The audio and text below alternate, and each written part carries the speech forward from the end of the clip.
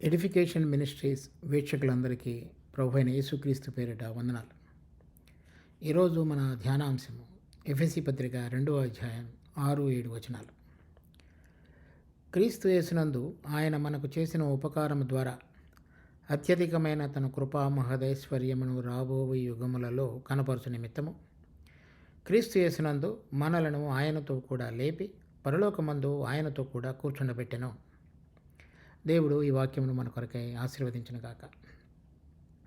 ఈ 2 వచనాలలో క్రీస్తు యేసునందు దేవుడు మనకు చేసిన ఉపకారం అనేటువంటిది ద్వారా అత్యధికమైన తన కృపా మహదేశ్వర్యం, ఆయన తన కృప ద్వారా జరిగించబడినటువంటి ఐశ్వర్య సంబంధమైన కార్యాన్ని రాబో యుగములలో కనపరచు నిమిత్తం. అంటే ప్రభు అయిన యేసుక్రీస్తు వచ్చి 1000 సంవత్సరాల పరిపాలన జరిగించేటువంటిది ఒక యుగం. దాని తర్వాత జరగబోయేటువంటి ఒక నిత్య రాజ్యం ఏదైతే ఉన్నదో, అపవాది అతని దూతలందరూ కూడా నరకంలో దహించు అగ్నిలో వేయబడిన తర్వాత నూతనమైన ఆకాశము, నూతనమైన భూమి సృష్టించబడి అది నిత్య రాజ్యము జరిగించేటువంటి సమయంలో అది ఒక యుగం. అందుచేతనే యుగములు అని రాయబడింది, బహువచనంలో వాడబడింది ఆ పదం. ఆ యుగములలో తన కృపా మహదేశ్వర్యాన్ని కనపరచటానికి, ఏదైతే తన కృపా మహదేశ్వర్యాన్ని కనపరచడానికి కలిగిన ఉద్దేశం ఉన్నదో అది ఆయన మనకు చేసిన ఉపకారం.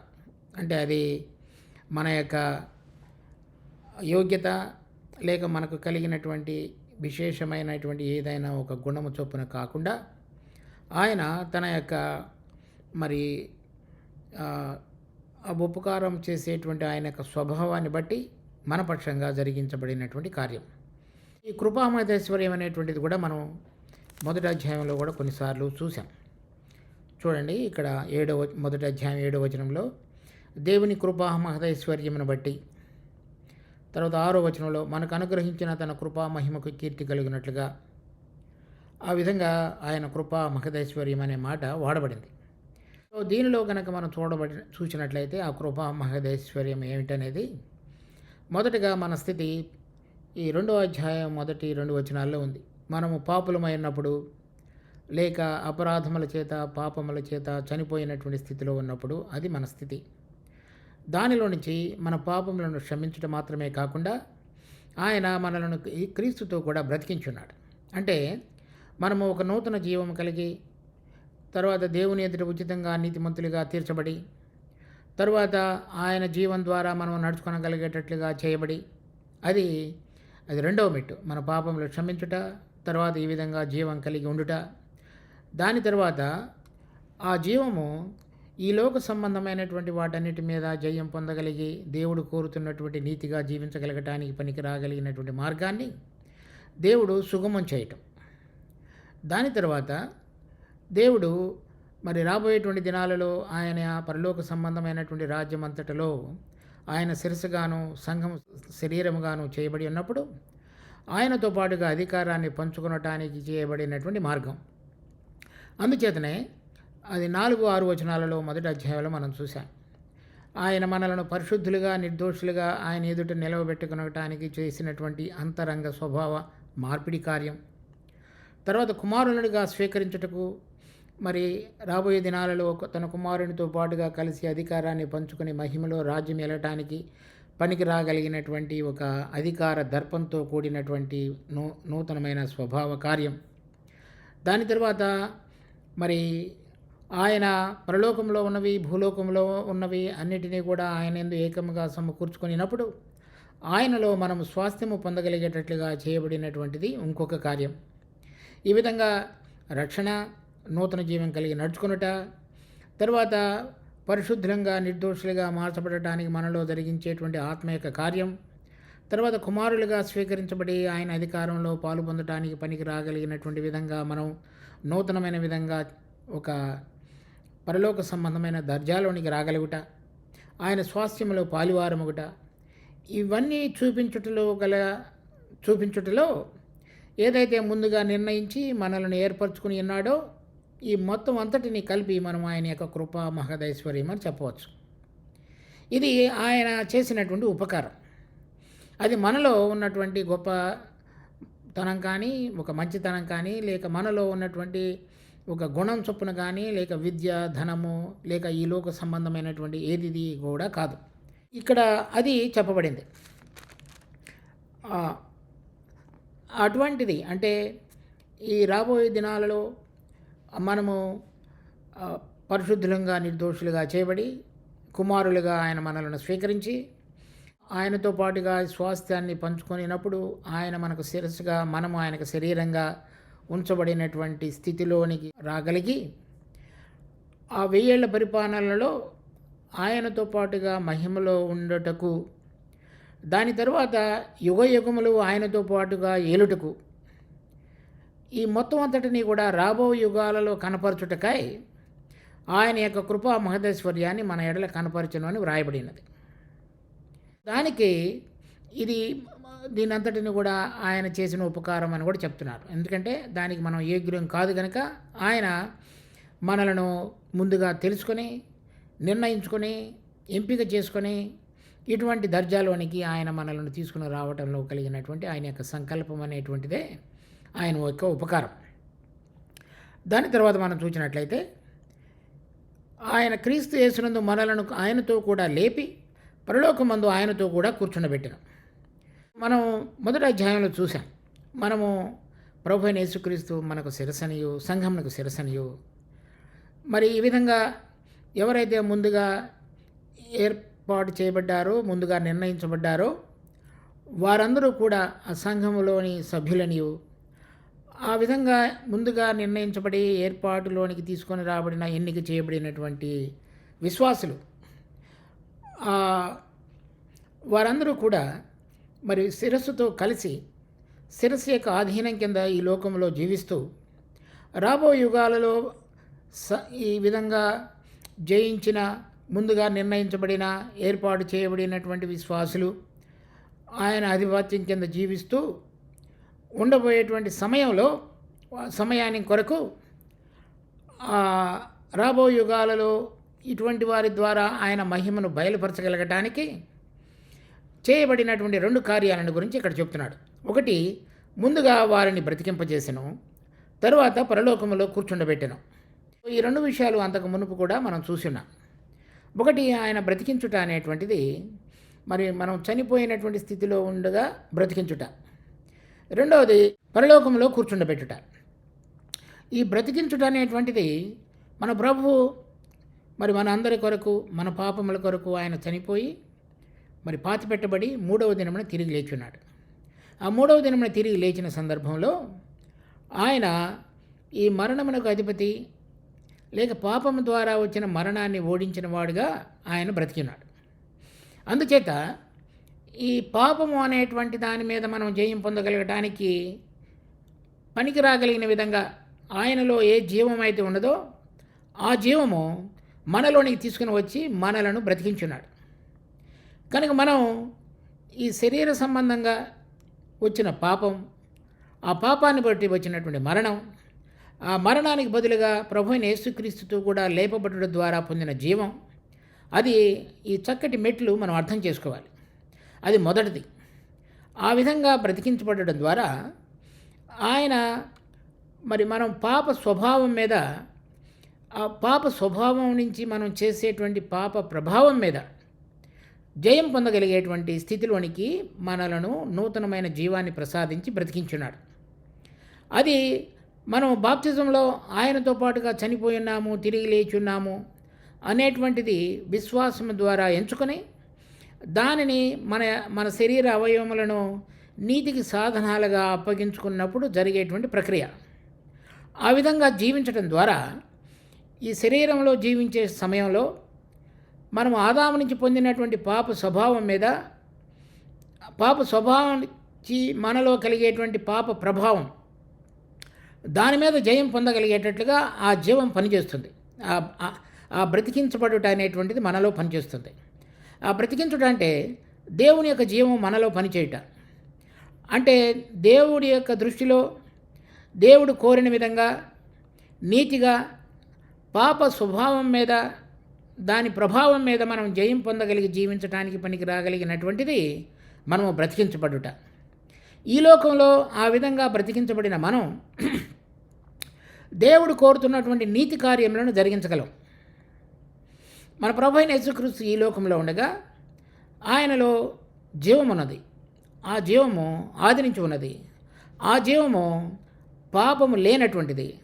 అందుచేత ఆయన పాపము లేనివాడుగా జీవించగలిగాడు. ఇప్పుడు విశ్వాసం ద్వారా ఆయనతో పాటుగా మనం బ్రతికింపజేయబడడం ద్వారా మనం కూడా ఆ పాప స్వభావం మీద, ఆదాము నుంచి మనం సంతరించుకున్న ఆ పాప స్వభావం మీద, ఆ స్వభావాన్ని అనుసరించి మనలో కలిగేటువంటి పాప ప్రభావం మీద, ఆ ప్రభావాన్ని బట్టి మనలో జరిగించబడడానికి మన శరీరం బలహీనంగా ఉండి ఆ పాప క్రియలు చేసేటువంటి దాని మీద ఈ జీవము మనకు జయాన్ని ఇచ్చేదిగా ఉంది. మనం ఆ విధంగా జయించడం ద్వారా మరణము మీద జయం పొందిన వారంగా మొదటి పునరుద్ధానములో లేవనెత్తబడుటకు, లేక ప్రభు గనక వచ్చినట్లయితే మనము ఆయనతో పాటుగా లేవనెత్తబడటానికి, సజీవులంగానే మార్చబడగలగటానికి ఈ జీవం మనలో పనిచేసేదిగా ఉన్నది.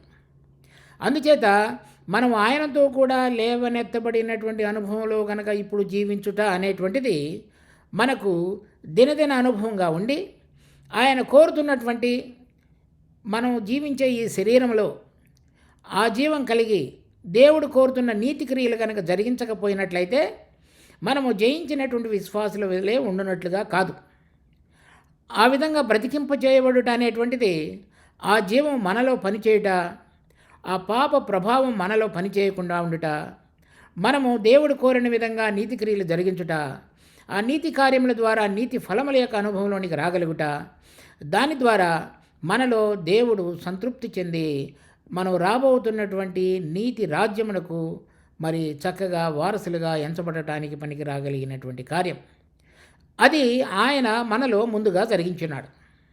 ఆ విధంగా జరిగించకపోయినట్లయితే మనం ఉచితముగా నీతిమంతులుగా తీర్చబడి ఆ నీతి కార్యములు జరిగించడానికి పనికి రాగలిగినటువంటి విధంగా ఆయన జీవాన్ని కనుక మనకు అనుగ్రహించకపోతే మనము ఆయన కోరిన విధంగా జీవించలేము. అందుచేత ఆయన మనకు చేసిన ఉపకారములలో మొదటిది ఇది ఒక భాగం. ఆ విధంగా మనం జీవించగలగటానికి చేసినటువంటిది. తర్వాత మనం కనుక ఈ లోకంలో ఈ పాప స్వభావం మీద జయం పొందగలిగి, పాప ప్రభావం మీద జయం పొందగలిగి, పాపమునకు బదులుగా నీతి కార్యములు కనుక జరిగించుతూ జీవించే వారంగా ఉన్నట్లయితే భూలోకంలో దేవుని ఎదుట మరి నీతిగా జీవించుతున్న వారుగా మనం ఆయనను ఎంచుకుంటాడు. అందుచేత దానిని నీతిమంతుల పునరుద్ధానం అని కూడా చెప్పబడింది లూకా సువార్త 12వ అధ్యాయంలో. మనం ఆ విధంగా గనక జీవించినట్లయితే అంత మాత్రం అది సరిపోదు.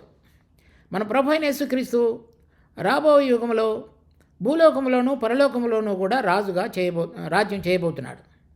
దానిలో మనకు కూడా స్వాస్థ్యం అనుగ్రహించబడినది.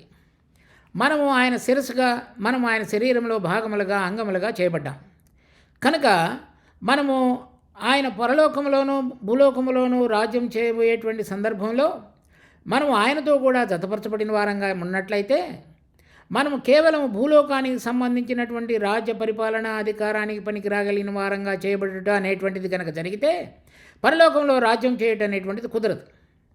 అందుచేత ఆయన మనలను ఈ విధంగా బ్రతికించడం మాత్రమే కాకుండా పరలోక స్థలములలో కూర్చుండబెట్టి ఉన్నాడు. అది చాలా అద్భుతమైనటువంటి సంగతి. ఒక మనుషుడు దేవుడు మనిషిని సృష్టించినప్పుడు మనిషి ఈ భూలోక భూ సంబంధమైనటువంటి మట్టితో చేయబడ్డాడు కనుక అతని యొక్క ఆలోచనలు, పోకడలు, విధానము, జీవన సరళి ఇవన్నీ కూడా ఎప్పుడూ కూడా ఇక్కడికి సంబంధించినవిగా ఉంటాయి.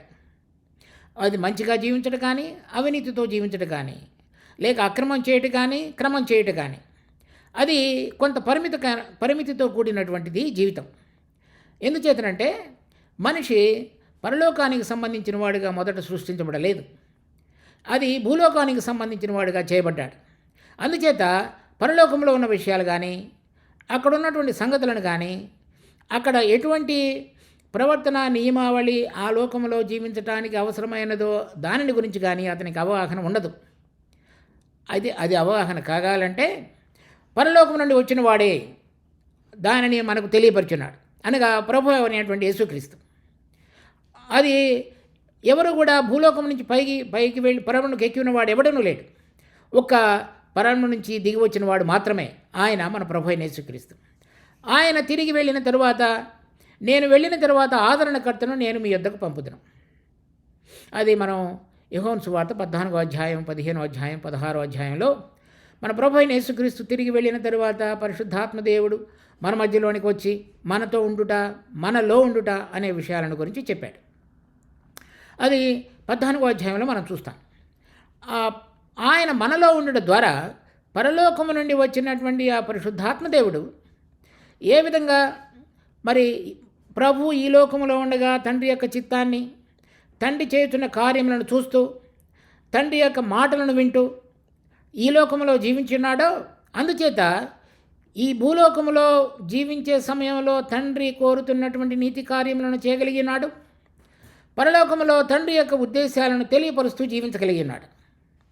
ఇప్పుడు మనము ప్రభు అయిన యేసుక్రీస్తు చనిపోయి తిరిగి లేచిన తరువాత ఆకాశల మండలంలో ఉన్నటువంటి దురాత్మల సమూహం అంతటినీ కూడా ఓడించి మరి జయశీలుడిగా తండ్రి ఎదుట ప్రత్యక్షమై ఉన్నాడు కనుక ఆయనతో పాటుగా లేపబడిన మనం అందరం కూడా మరి ఆకాశ మండలం అందున్నటువంటి దురాత్మల సమూహమును, వాయుమండల సంబంధమైన అధిపతిని, అతనిని అనుసరించి నడిచేటువంటి అనేక దురాత్మలను ఓడించుటకు శక్తి కలిగిన వారుగా చేయుట మాత్రమే కాకుండా ఆ పరలోక సంబంధమైనటువంటి స్వభావాన్ని సంతరించుకొని ఆయనతో పాటుగా మనం రాజ్యం చేయగలగటానికి పనికి రాగలిగినటువంటి ఒక నూతనమైన వైవిధ్యమైన పరలోక సంబంధమైన స్వభావాన్ని సంతరించుకున్నట్టుకు ఆ ఆత్మ మనకు అనుగ్రహించబడి ఉన్నాడు.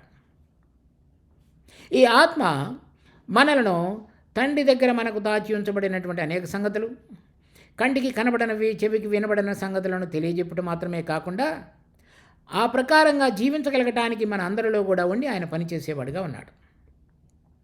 తర్వాత చూడండి, ఈ ఆదిలో మనిషిని సృష్టించినప్పుడు భూతలములో జీవించడానికి పనికి రాక విధంగా చేయబడినటువంటి వ్యక్తి ఇప్పుడు ప్రభు అయిన యేసుక్రీస్తు యొక్క జీవం ద్వారా జీవింప చేయబడి పరిశుద్ధాత్మ అనే వరాన్ని పొంది పరలోక స్థలములలో కూర్చుండబెట్టబడడం ద్వారా భూలోకములో దేవుని ఎదుట నీతిగాను, మరి పరలోకములో ఉన్న తండ్రి అయిన దేవుడు పరిశుద్ధుడు కనుక ఆ పరిశుద్ధతలో పాలు పొందడానికి పనికి రాగలిగిన విధంగా ఆత్మ ద్వారా మనలో పనిచేయడం బట్టి మనము ఇక్కడ దేవునికి అంగీకారయోగ్యమైన జీవితంలోనికి, తర్వాత రాబో యుగములో తండ్రి అయిన దేవునితో మనము పరలోకములో జీవించడానికి అవసరమైనటువంటి పరిశుద్ధతలో పాలు పొందడానికి ఆ ఆత్మ మనలో ఉండి మనలను సిద్ధపరిచేవాడుగా ఉన్నాడు.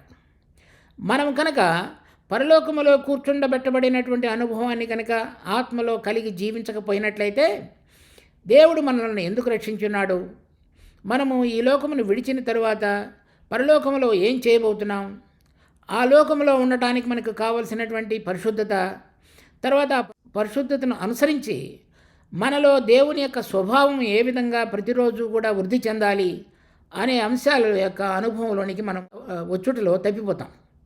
అందుచేత ఈ బ్రతికింపజేయబడుట అనేటువంటిది ఈ లోకములో నీతిగా జీవించగలగటానికి, పరలోక స్థలాలలో కూర్చుండబెట్టబడుట అనేటువంటిది రాబో యుగములో మనము తండ్రి అయినటువంటి దేవుని యొక్క సన్నిధిలో పరిశుద్ధతలో జీవించుతూ కుమారుని యొక్క రాజ్యంలో పరలోకములోను భూలోకములోను కలిసి జీవించడానికి పనికి రాగలిగినటువంటి స్థితిలోనికి దేవుడు మనిషిని మరి బ్రతికించుట మాత్రమే కాకుండా విశ్వాసులను ఆయన అక్కడ కూర్చుండబెట్టుకుని ఉన్నాడు.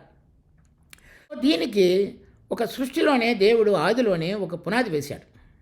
ఎందుచేతనంటే ఆదికాండం 2వ అధ్యాయం 7వ వచనంలో దేవుడు మరి భూమి నేల మంటితోటి నరుణ్ణి నిర్మించి అతనిలో జీవవాయువును ఊదినాడు. ఆ జీవవాయువు మనలో ఉన్నటువంటి మనుషుని యొక్క ఆత్మ. ఈ ఆత్మ దేవునికి సంబంధితమైనది. ఈ ఆత్మ ద్వారా మరి పరిశుద్ధాత్మ ఈ ఆత్మ ద్వారా మనతోటి మాట్లాడుతుంది. ఈ పరిశుద్ధాత్మ దేవుడు మనలో ఉన్న ఆత్మ ద్వారా దేవుడు మనకు దాచి ఉంచినటువంటి సంగతులను, కంటికి కనబడనివి, చెవికి వినబడని విషయాలను, మన మహిమ కొరకై దేవుడు ఆది నుంచి ఏదిగా ముందుగా సిద్ధపరిచి ఉన్నాడో ఆ సంగతులను మనకు తెలియపరిచేవాడిగా ఉంటాడు. అది 1 కొరింథీ 2వ అధ్యాయం 9వ వచనం నుంచి మనం చదువుతాం. దానిలో చెప్పబడినట్టుగా దేవుడు మన కొరకై ముందుగా సిద్ధపరిచి ఉంచినటువంటివి, మన మహిమ కొరకు ఉంచబడినవి, రాబో యుగములలో ఆయన మహిమను కనపరచడానికి ఉంచబడినవి, ఇప్పుడు ఈ శరీరంలో జీవిస్తూ మనలో ఉంచబడినటువంటి ఆత్మ ద్వారా దేవుని ఆత్మ ఆ విషయాలను మనకు తెలియజెప్పేవాడుగా ఉంటాడు. ఎవరైతే ఈ పరలోక స్థలాలలో కూర్చుండబెట్టబడి ఉన్నారో వారు ఈ దేవుని యొక్క ఆత్మ ద్వారా ఆ విషయాలను గ్రహించి ఆత్మ సంబంధంగా జీవించగలిగట ద్వారా పరలోక సంబంధమైనటువంటి దానికి ఆత్మ యొక్క ప్రభావాన్ని బట్టి మనలో తిరిగి లేవనెత్తబడినటువంటి దేవుని యొక్క జీవం పనిచేయడాన్ని బట్టి పరలోకానికి పరిశుద్ధతలో నీతిగా నిర్దోషంగా ఆయనకు కుమారులుగా స్వీకరించబడగలగటానికి పనికి రాగలిగినటువంటి విధంగా వారు దేవుని యొక్క ప్రభావాన్ని బట్టి సిద్ధపరచబడతారు. ఆ విధంగా సిద్ధపరచబడగలిగినప్పుడే రాబోయే యుగములలో మన ద్వారా తండ్రి అయినటువంటి దేవుడు మహిమపరచబడతాడు. ఆ విషయాన్ని మనం సంగ్రహంగా గ్రహించాలి. మరి సరైన విధంగా మనం దీని యొక్క అర్థం కనుక చేసుకోపోయినట్లయితే దేవుడు ఎందుకు మనను రక్షించి ఉన్నాడనేటువంటిది విశిష్టత, మరి ఈ నూతనమైన విధంగా బ్రతికించబడుట, ఆ నూతన సృష్టిగా చేయబడిన మనము ఈ పాప స్వభావం మీద జయం పొందడం మాత్రమే కాకుండా ఆ పరలోక సంబంధమైన విషయాల యొక్క అనుభవంలోనికి తీసుకుని రాబడి అక్కడున్న వాటి యొక్క పరిశుద్ధత, దైవ స్వభావము, దాని యొక్క అనుభవంలోనికి జీవించగలిగినటువంటి వారు మాత్రమే మరి ఆయన బ్రతికించబడి పరలోకంలో తండ్రి యొక్క కుడి పార్శ్వమున ఆసీనుడై ఉండగా మరి ఆయనతో పాటుగా మనం ఉండాలి అంటే ఆయనకు ఎటువంటి స్వభావం ఉన్నదో, ఎటువంటి జయం కలిగి ఉన్నాడో దానిలో మనం పాలివారం ఒకటనేటువంటిది అవశ్యం. దాని యొక్క గ్రహింపులోనికి మనం రాగలిగి మన జీవితాలు దాని యొక్క క్రమంలోనికి క్రమబద్ధీకరించుకొని ఇక్కడ నీతిగా జీవించగలగడానికి అవసరమైనటువంటి బ్రతికింపు లేక ఆ జీవం కలిగి జీవించుట, పరలోక స్థలాలలో కూర్చుండి రాబో దినాలలో బహులోకములోను పరలోకములోను ఆయనతో పాటుగా కలిసి రాజ్యం చేయడానికి అవసరమైనటువంటి పరిశుద్ధత, నిర్దోషత్వము, కుమారత్వము వీటన్నిటినీ కలిగి జీవించగలగడానికి పనికి రాగలిగిన విధంగా మనం ఆయనతో పాటుగా లేపబడి కూర్చుండబెట్టబడి ఉన్నాం. ఇది దేవుడు సృష్టించినటువంటి సృష్టి అంతటిలో కూడా మనిషి యొక్క సృష్టి ఎంతో అద్భుతమైనది. అందుచేత మరి దావీదు మరి కీర్తన 139వ అధ్యాయంలో చెప్తున్నాడు, నువ్వు నన్ను అద్భుతముగా సృష్టించితివి. ఒక వచనం చూద్దాం, చూడండి. కీర్తన 139వ అధ్యాయం 13-14 వచనాలు. నా అంతరింద్రియములను నీవే కలుగజేసితివి. ఈ అంతరింద్రియాలు మనలో ఉంచబడినటువంటి ఆత్మ సంబంధమైనటువంటి ఇంద్రియాలు. మనిషి శరీరంలో కలిగినటువంటి ఇంద్రియాలు ఈ ప్రాణం ద్వారా నడిపించబడి ఈ లోకంలో జీవించడానికి పనికి రాగలిగినవిగా ఉంచబడినటువంటివి అవి.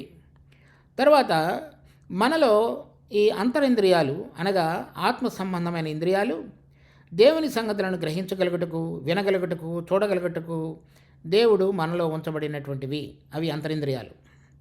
నా తల్లి గర్భమందు నన్ను నిర్మించిన వాడు నీవే. నీవు నన్ను కలుగజేసిన విధము చూడగా భయమును ఆశ్చర్యమును నాకు పుట్టుచున్నది. ఈ ఆశ్చర్యం అనేటువంటి మాట ఇది హెబ్రీ భాషలో పెలే అంటారు. అంటే సీక్రెట్ అని అర్థం, అంటే కంటికి కనబడనిది అని అర్థం. ఆయన కూడా ఆశ్చర్యకరుడు, అంటే మనము ఆయనను చూడలేము. ఏ నరుడును ఆయనను చూసి బ్రతకలేడు. ఎందుచేతనంటే ఆయన ఏ తలములో అయినాను ఉండగలడు.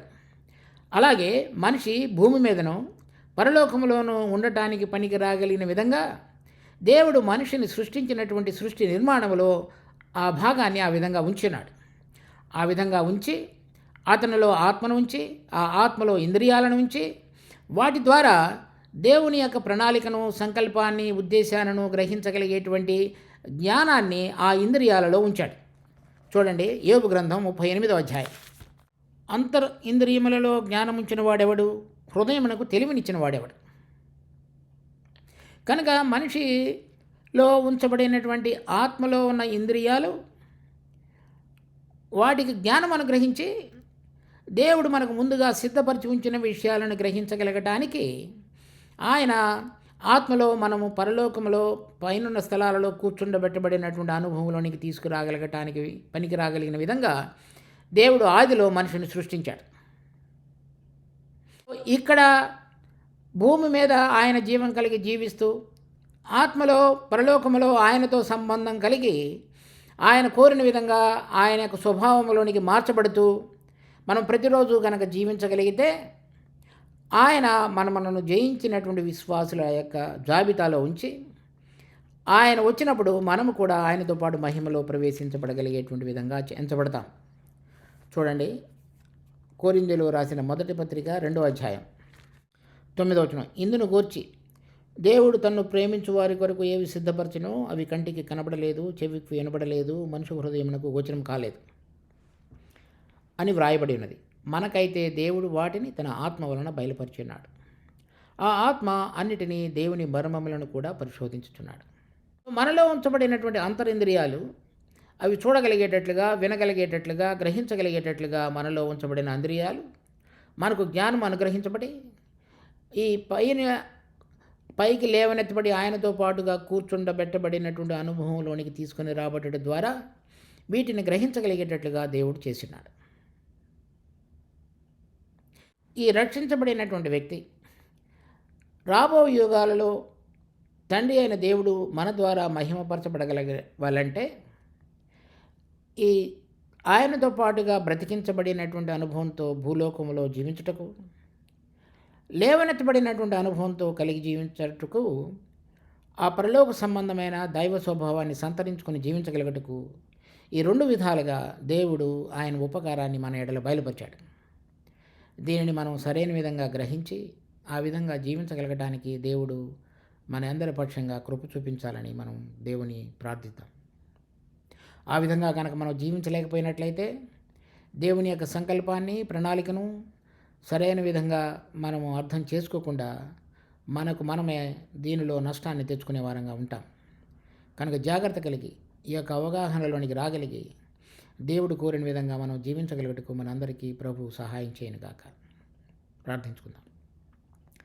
మా జీవం కలిగిన తండ్రి, మీ కృపలో మాకు అనుగ్రహించిన ఈ వాక్య భాగాన్ని బట్టి వందనాలు.